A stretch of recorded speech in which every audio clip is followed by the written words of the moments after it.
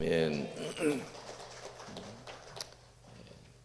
오랜만에 여고 동창회에 참석한 어느 부인이 친구들이 하는 재밌는 유머를 들었습니다. 세상에서 가장 추운 바다는 썰렁해. 세상 가장 따뜻한 바다는 한 친구가 사랑해. 이 말을 듣는 부인이 남편에게 사랑해 라는 말을 듣고 싶어서 얼른 집에 와가지고 여보로 퀴즈 해가지고 가장 추운 바다는 뭐죠? 그야 썰렁해지. 와, 그 부인은 큰 기대를 가지고 또 묻습니다. 그러면 가장 따뜻한 바다도 알겠네. 남편이 무뚝뚝한 모습으로 열받아 그랬다는 거야.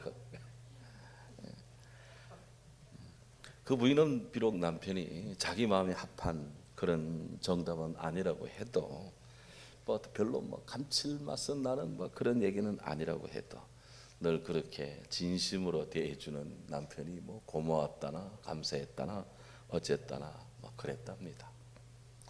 돈 많아는 어느 부자가 젖소 농장을 인수했습니다. 그 현장 시찰에 나갔습니다. 그때 소 한 마리가 소떼에서 나와가지고 시냇물을 마십니다. 그러자 갑자기 이 농장주가 흥분을 해가지고 소한테로 달려가서 소를 냈다 걷어 찼습니다. 깜짝 놀란 목장 이 관리인이 목장주를 말리면서 왜 그러십니까? 이렇게 만류했어요. 그랬더니 이 목장주가 이놈의 소가 우유에 물을 타고 있잖아 그러더라는 거예요. 이렇게 무식한 사람이 있을 수 있습니까? 소가 물을 마시는 것은 우유를 만들기 위함인데 물을 마셔야 생존할 수 있고 물을 마셔야 양질의 우유를 생산할 수 있는데 이 목장주는 소가 시냇물을 마심으로 원유에 물을 타서 희석시킨다고 그렇게 생각을 했다라는 거예요. 만약 이 목장주가 제대로 알고 사랑했다면 그 소를 사랑했다면 소는 더 좋고 아름다운 양질의 그런 우유를 주인에게 줄 것인데 감사할 줄 모르는 비정한 인간들의 그런 꼴불견이다 하는 거예요. 아이라 바이옥이라는 분이 있습니다. 이분이 세상에서 가장 중요한 4가지 말이라는 작은 책을 썼는데요.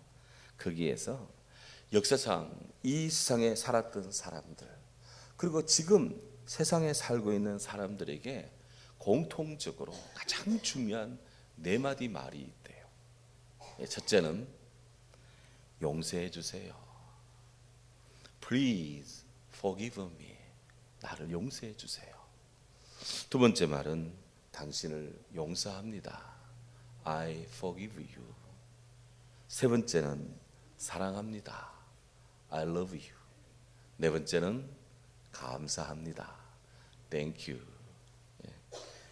이 단순한 4마디 말인데 이때까지 이 역사 속에 살았던 사람들 그리고 지금 이 세상에 살고 있는 사람들 모두에게 가장 공통적으로 중요한 말이 이 4마디 말이랍니다. 그렇습니다. 우리는 살아가면서 서로에게 잘한 것도 있지만 잘못한 것도 있습니다. 그렇기 때문에 용서하고 용서받는 삶을 살아야 된다 하는 거예요. 그런데 잘못하는 만큼 용서를 구하지도 않고 용서를 해주지 않기 때문에 우리에게는 용서가 늘 필요하다라는 거예요. 더욱이 인간은 혼자 살 수가 없습니다. 그래서 사람은 서로 이해하며 서로 사랑하며 그렇게 서로를 의식하며 살 때 행복합니다. 인간은 태어나면서부터 이때까지 천상천하 유아독존 그렇게 홀로 고고히 살 수 있는 사람은 아무도 없습니다. 누군가는 우리와 함께하고 우리는 누군가와 또 함께 더불어 살아가야 됩니다. 돌아보면 우리는 모두 사랑 속에 살고 있습니다. 부모님 사랑 속에 이 땅에 태어났고요. 그렇게 성장기에는 좋은 선생님 사랑의 가르침을 받으며 성장했고요. 친구들 간의 우애와 우정 속에서 그렇게 인간의 삶을 살고요. 사랑은 사랑과 함께 또 행복하게 살아가고 있습니다. 이 모든 인간이 좋게 보면 관계고 좀 험하게 보면 굴레라고 할 수 있겠지만 내적으로나 외적으로 여러 가지 어려운, 때로는 불가해한, 때로는 부조리한 여러 상황에서도 서로 배척하거나 충돌하지 않고 그래도 어우러지고 그래도 함께하여 앞으로 인생을 힘차게 살아갈 수 있는 것은 용서와 이해와 사랑과 감사, 이 모든 것들을 있게 하는 믿음 속에서 우리가 살아가기 때문에 그렇습니다. 그래서 이같이 우리가 귀한 삶을 함께 하는 것이 이 하나님을 아버지를 믿는 사랑의 은혜 속에 믿음으로 고백됨 속에 되는 것이기 때문에 오늘 한 분 한 분이 얼마나 소중하고 얼마나 귀한지 서로를 바라보며 인사합시다. 감사합니다. 사랑합니다. 예, 그렇습니다. 고맙습니다. 해마다 한국교회는 7월 첫째 주일을 맥주감사주일로 지킵니다. 하나님은 오늘 우리가 읽었던 첫 번째 말씀 출애굽기 23장 14절에서 17절에서 이스라엘 백성들이 가나안에 정착할 때 세 가지 절기를 매년 정기적으로 지켜라, 그렇게 말씀하셨습니다. 너는 매번 세 번, 너는 매년 세 번 내게 절기를 지키라. 너는 무교복의 절기를 지키라. 너는 맥주절을 지키라. 너는 수장절을 지키라. 이 땅의 모든 남자는 매년 세 번씩 내부의 여호와께 몸을 보이라, 이렇게 말씀했습니다. 하나님 이스라엘 백성들에게 유월절을 지키고 77절 맥주절을 지키고 또 초막절 수장절을 지켜라, 그렇게 말씀했습니다. 이스라엘 사람들이 반드시 지켜야 될 이런 절기들은 모두 하나님의 구원하시는 은혜에 대한 감사 절기입니다. 유월절은 이스라엘 백성들이 과거 애굽에 400년 종살이 할 때, 그때 노예로부터 해방이 되고 자유민이 되는, 그래서 하나님의 구원을 받는 이런 하나님의 결정적인 구원의 해방절이 유월절입니다. 맥주절은 그들이 가나안 땅에 들어와서 보리 농사를 짓고 밀 농사를 지어서 첫 수확을 해서 자유롭게 먹거리를 얻는 구원의 기쁨을 감사하는 절기가 맥주절입니다. 초막절은 과거 이스라엘이 애굽을 나와 가나안에 들어가기까지 40년 동안 광야 생활을 할 때, 그때 낮에는 구름으로 밤에는 불로서 구름 기둥 불 기둥으로 하나님의 인도 아래 있었던 것, 그것을 기억하며 그리고 한 해의 모든 살림을 잘 산 것에 대한 감사의 마음으로 여름 내내 수고한 것, 겨울에 쓸 것을 저장해 두고 이 모든 것들을 다 묶어서 한 앞에 수장절 혹은 초막절, 그렇게 감사의 절기를 지켜라 하는, 그렇게 말씀한 겁니다. 어느 하나도 하나님의 은혜 아닌 것이 없습니다. 어느 하나도 하나님의 축복이 아닌 것이 없습니다. 오늘 우리가 믿음으로 살면 모든 것이 하나님의 은혜임을 알게 되고 감사함으로 드리는 것이 마땅하다라는 고백을 오늘 이 시간 공식적으로 공개적으로 교회가 하나님 앞에 감사 예배를 드립니다. 감사는 하나님 요구이고 명령입니다. 한번 같이 합시다. 감사는 하나님 요구이고 명령이다. 그렇습니다. 성경은 오늘 사는 우리 모든 성도들에게 말씀합니다. 항상 기뻐하라. 범사에 쉬지 말고 기도하라. 범사에 감사하라.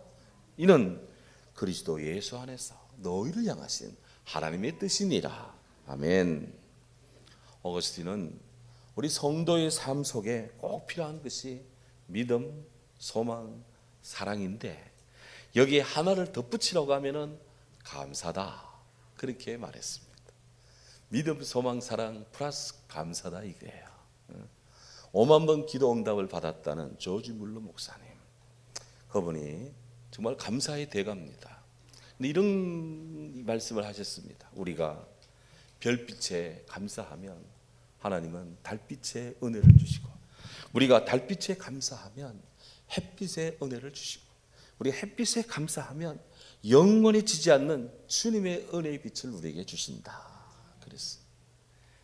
별빛에 감사하는 자에게는 달빛을 주시고, 달빛에 감사하는 자에게는 햇빛을 주시고, 햇빛에 감사하는 자에게는 영원히 지지 않는 주님의 은혜의 빛을 주신다.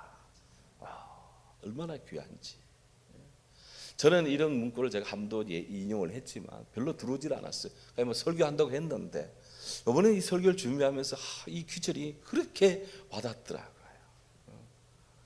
감사 나눔 신문이라고 있더라고요. 저도 이번에 처음 알았습니다. 신문인데 뭐 조선일보, 동아일보 뭐 이런 신문처럼, 매일신문 이런 것처럼 신문에 감사 나눔 신문이에요. 인터넷 신문이더라고요. 한 번씩 들어가 보시기 바랍니다. 신문 이름이 감사 나눔 신문이에요. 근데 거기에 감사 십계명이라는 것이 실려 나왔더라고요. 감사 십계명. 첫째, 생각이 곧 감사다. 생각이 영어로 think입니다. 감사 영어로 thank입니다. 어원이 같대요. 깊은 생각이 감사를 불러일으킨다. 감사할 것이 없다고 생각하는 분들이 있다면 생각해 보시기 바랍니다. 두 번째, 작은 것부터 감사하라. 바다도 작은 물방울부터 물로 시작되었다 하는 거예요. 아주 사소하고 작은 것에 감사하다 보면, 그러다 보면 큰 감사거리를 만나게 된답니다.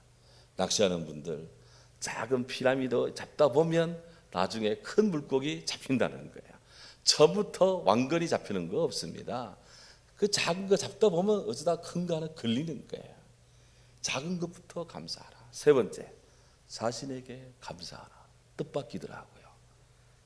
어디서 이런 공부를 했어요. 알고 보니까 인간은 높은 산, 태양, 별들에 대해서는 그걸 보고 감탄을 하면서 정작 자기 자신에 대해서는 감사하지 않는다. 그랬습니다. 왜? 하나님이 우리를 만드실 때 그냥 만드신 게 아니거든요. 하나님이 인간을 만들 때 하나님 형상으로 만들었어요. 바로 우리들 자신이 제가 하나님 형상이고 우리 성도님들이 다 하나님 형상이라.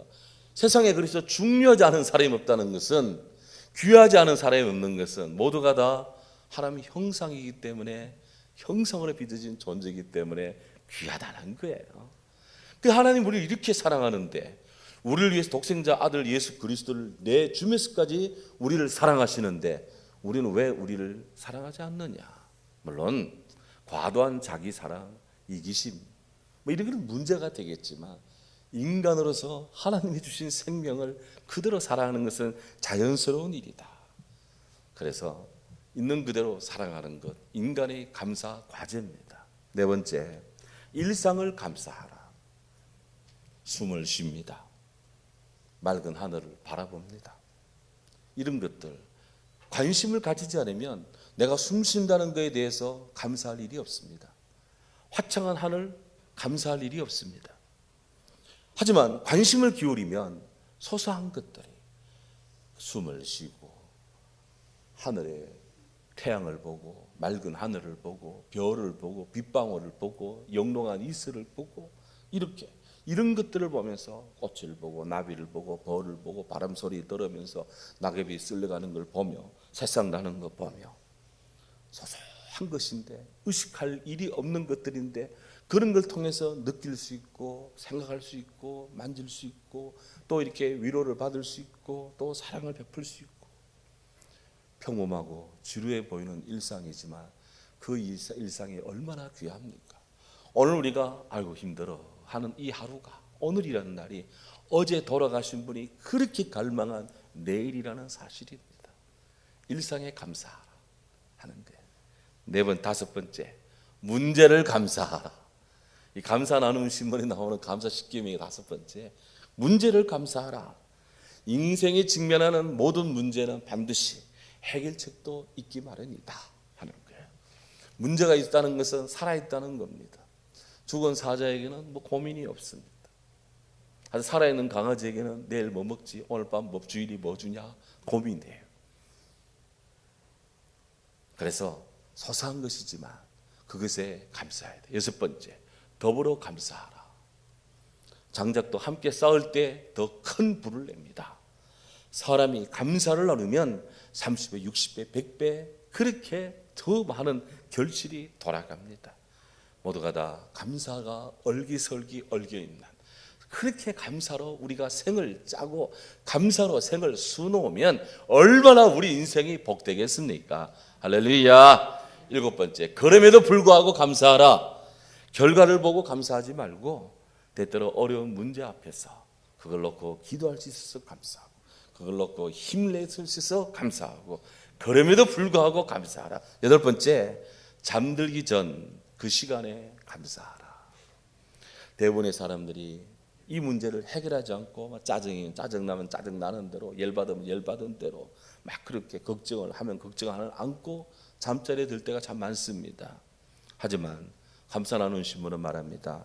잠들기 전에 감사하는 것은, 따라합시다, 영혼의 청소다. 잠들기 전에 최종적으로 감사합니다 하고 자면 그 머릿속에 쌓여있는, 영혼 속에 쌓여있는 온갖 것들, 잡다한 것들 싹 쓸어내는 것이다. 그렇더라고요. 그래서 마지막 잠들기 전에 감사합니다 하고 자라이고요. 하나님께 감사합니다. 아홉 번째, 감사의 능력을 믿고 감사하라. 감사에는 메아리가 있다. 감사한 대로 이루어진다. 그래서 열 번째, 모든 것에 감사하라.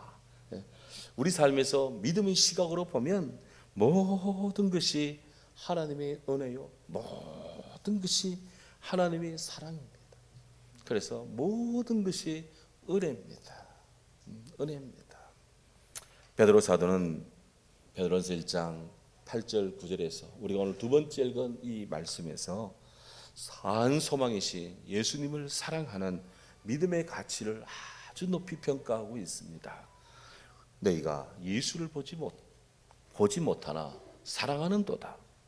이제도 보지 못하나 믿고 말할 수 없는 영광스러운 즐거움으로 기뻐하니 믿음의 결국 곧 영혼의 구원을 얻음이라 그랬습니다. 너희가 예수를 보지 못하나 사랑하는도다. 베드로는 다른 여타 사도들과 함께 예수님을 늘 보았습니다. 3년 동안 주님 부름받아 주님 말씀한 대로 교육받고 주님과 함께 온 갈릴리 다니며 주님 행하시는 것들을 보았습니다. 하지만 지금 베드로의 이 편지를 받는 사람들, 본도, 아시아, 감바도기아, 갈라디아 이런 데 있는 사람들, 오늘 여기 한국에 있는 안동에서 예배드리는 우리들 포함해서 여기 예수님 직접 보고 예배드린 사람 몇 명이나 됩니까? 아무도 없습니다. 하지만 그럼에도 불구하고 예수를 눈으로 보지는 못하지만 믿고 하나님을 예배하는구나, 잘하는도다. 일찍이 예수님께서 부활하신 후 도마에게 찾아가 말씀합니다. 어이 도마, 너는 나를 본고로 믿느냐? 보지 못하고 믿는 자들이 더 복이 있다 그랬습니다. 그런데 눈에 보여야 믿는다고, 믿을 수 있다고 생각합니다. 물론 눈으로 보고 믿는 것 귀합니다. 왜? 세상에는 주님의 역사를 눈으로 보고도 믿지 않는 자들이 많이 있기 때문에 눈으로 보고 믿는 것 그나마 그래도 감사한 일이에요. 그런데 예수님은 눈으로 보지 않고 믿는 것이 더 귀하고 더 복되다, blessed, 더 복되다, 축복을 했습니다. 요즘 여름이라 날이 깁니다. 밤하늘에 별을 보기가 이제는 점점 시간이 좀 지나가야 돼요. 늦은 밤이 되어야 별이 좀 총총 보이는데, 이 보이드 박사에 따르면, 우주 물리학자 보이드 박사에 따르면 사람이 육안으로 이 우주 전체에 떠 있는 별을 하나 둘 셋 넷 이렇게 세알릴 수 있는데 이 몇 개 정도 세알릴 수 있는가? 육안으로는 한 10만 개 정도를 이렇게 세알릴 수 있다 그래요. 그런데 육안으로 볼 때 10만 개 정도고, 전자망원경 가지고 이렇게 우주의 한 구석을 보면 저기 시커먼데 별이 하나 있는 것 같아가지고 그쪽에다 이 전자망원경 이렇게 살피면 몇 개를 볼 수 있느냐? 그 전자망원경으로 보면 한 우주 어느 한 성단에 2천억 개 정도를 볼 수 있대요. 와, 2천억 개. 그런데 그런 2천억 개가 들어있는 이 성단이 우주에 몇 개가 있느냐? 1,000억 개 정도 있다고 합니다. 도대체 몇 개입니까? 계산이 잘 안 됩니다. 지금 밤하늘에 반짝반짝거리고 있는 그 별이 10만 광년 전에 우주에서 출발해가지고 우리에게 온 거예요. 1광년이라는 거는 빛의 속도로 1년 동안 달린 게 1광년입니다. 이게 10만 광년이에요. 도대체 저 우주에 저 빛나는 별이 도대체 얼마나 떨어져 있다는 겁니까? 상상이 가십니까? 눈에 안 보인다고 별이 다합니까? 아닌 것입니다. 우리 눈에는 10만 개밖에 안 보이지만 전자망원경 가지고 보면 더 많이 보이는 거예요. 그거 다 카운트할 수 있겠습니까? 어마어마합니다. 파스칼은 방세에서 저 영원한 우주의 무한한 우주의 영원한 침묵은 나를 두렵게 한다. 그렇게 고백했는데 정말 의미심장합니다. 시편 136편 시인은 믿음의 감사함으로써 천지의 창조주 구원의 하나님을 이렇게 노래합니다. 여호와께 감사하라. 그는 선하시며 그 인자하심이 영원하미로다. 아멘. 홀로 큰 기이한 일들 행하신 이에게 감사하라. 그 인자하심이 영원하미로다. 아멘. 지혜로 하늘을 지으신 이에게 감사하라. 그 인자하심이 영원하미로다. 아멘. 땅을 물 위에 펴신 이에게 감사하라. 그 인자하심이 영원하미로다. 모든 육체에게 먹을 것을 주신 이에게 감사하라. 그 인자하심이 영원하미로다. 아멘. 하늘의 하나님께 감사하라. 그 인자하심이 영원하미로다. 아멘. 그렇습니다. 우리 눈이 하나님 지으신 모든 세계를 다 볼 수가 없습니다. 마찬가지로 우리가 전자현명을 가진다고 해도 눈에 보이지 않는 세계를 다 볼 수 있는 것도 아닙니다. 데카르트라고 하는 철학자는 인생은 0에서 시작해서 0으로 끝난다. 제로로 시작해서 제로로 끝난다. 아무것도 아닌 것으로 시작해서 아무것도 아닌 것으로 끝난다. 그렇기에 사람이 모든 것을 다 가지려고 하면, 별거 아닌 것이 모든 걸 다 가지려고 하면, 아무것도 아닌 존재가 모든 것을 다 누리려고 하면 그것은 자연의 법칙에 맞지 않아서 누가 힘드냐? 그 자신만 힘들다는 거예요. 우리 스스로가 그렇게 힘이 드는 거. 왜 인생살이가 힘들까? 아무것도 아닌데 다 가지려 하니까 힘들다는 거예요. 이게. 그래서 사람이 나이가 들수록 더하는 연습보다도 빼는 연습을 해야 된다. 그렇게 인생살이 코치들은 말씀하고 있습니다. 어느 성도가 꿈속에서 하나님 심판대 앞에 섰습니다. 꿈 이야기입니다. 의로우신 재판장께서 하나님이 신문합니다. 어이, 너는 항상 진실했는가? 아니요, 그렇지 못했습니다. 너는 항상 깨끗하게 살았는가? 성결하냐? 아니요, 그렇지 못합니다. 당신은 정직했는가? 아니요, 그렇지도 못했습니다.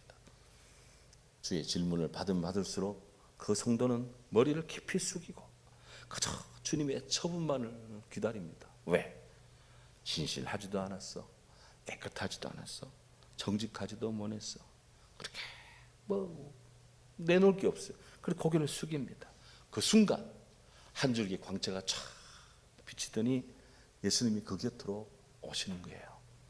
그리고 하나님 앞에 간절히 기도하시더랍니다. 하나님, 아버지, 이 사람이 이 세상에 있을 때 깨끗하게도 정직하지 않게도 살아가는 거 제가 잘 알고 있습니다.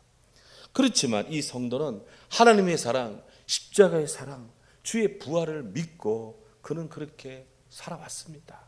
저는 십자가의 보혈로서 이 자를 변호하겠습니다. 이렇게 우리 주님이 변호의 기도를 해 주신다는 거예요. 할렐루야. 그 덕분에 이 성도는 예수님의 은혜로 힘입어 주의 나라에 들어갔다. 그런 꿈을 꾸었다는 거예요. 인간이 사는 것은 내 힘이 아니라 하나님 은혜로 사는 것이구나. 그렇게 알게 되었다는 거예요. 그렇습니다. 예수 그리스도 안에 있는 하나님의 나라는 사람 눈으로는 볼 수 없지만 의와 희락과 평강이 가득한 그런 주님이 다스리는 주님의 나라입니다. 우리가 살아가면서 예수님을 잘 믿어야 될 이유입니다. 나의 공로 행위를 드러낼 것이 아니라 주님을 잘 믿어야 될 이유인 줄로 믿습니다. 너희는 그 은혜에 의하여 믿음으로 말미암아 구원을 받았나니 이것이 너희에게서 난 것이 아니요 오직 하나님의 선물이라. 아멘. 그렇습니다. 이 땅에 사는 우리들, 우리 주 예수님을 우리 육신의 눈으로 보지 못한다고 해도 믿음으로 우리 주님을 믿고 사랑하십시오. 믿음으로 구하십시오. 믿음으로 간구하십시오. 사도 바울은 증거합니다. 우리가 소망으로 구원을 얻었음에 보이는 소망이 소망이 아니니 보는 것을 누가 바라리요?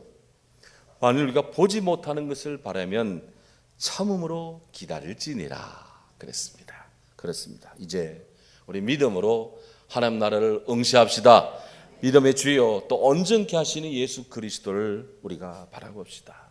우리 범사에 감사하되 하나님의 구원의 은혜에 감사하는, 구원에 감사하는 그런 마음이 가난한 심령의 성도들 되기를 주의 이름으로 축원합니다. 아멘. 높고 귀하신 주님을 찬양합니다.